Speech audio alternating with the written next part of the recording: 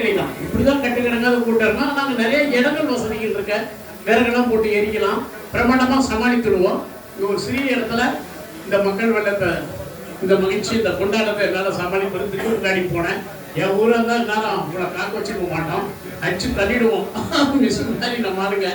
ஆனா இங்க அப்படி முடியல. இதனுடைய ஒரு விளைவிழந்த நகரமாக இருக்குது, ரொம்ப இதுவான நகரமா இருக்கு.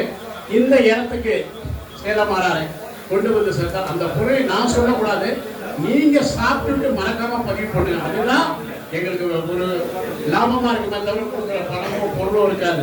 இந்த இடத்துக்கு கொண்டு வந்து சேர்த்த அன்பு நண்பர் அண்ணன் கோபாலம் வாழ்த்துக்களை தெரிவிச்சுக்கிறேன். அவர் இதோட நின்றக்கூடாதுங்கிறதோட மிக திறமசாலி. அவருக்கு நிறைய அறிவுரை கொடுத்து ராமகிருஷ்ணன் சார் எங்கவர் சார் வாங்க, இன்னொரு கார்த்தியா கார்த்தி சாருக்கு எல்லாருக்கும் வாழ்த்து. எவ்வளவு உழைப்பு இதில் இருக்கு. கிளைகள் நடத்துறது எளிதில்லை, ஓட்டல் அனுபவம் இருந்தால் மட்டுமே கிளைகள் நடத்துங்க. நிறைய இன்வெஸ்ட்மெண்ட் பண்ணுங்க. இது ஒரு சிறந்த உணவு. இதுல இருக்கிற உணவு முறை அப்படியேப்பட்டது.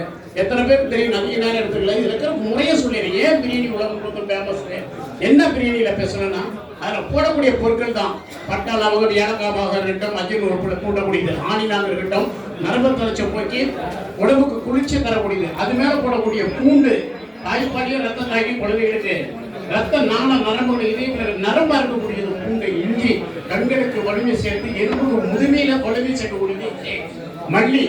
இந்த உலகத்திலே நோய் எதிர்ப்பு சக்தி அதிகம் கொண்டது மல்லி. மல்லி ஜூஸ் எல்லோருமே தொழிலாளி ஒரு கிளாஸ் குடிங்க, என்னைக்குமே ஒரு ஆட்டங்கள் வராது.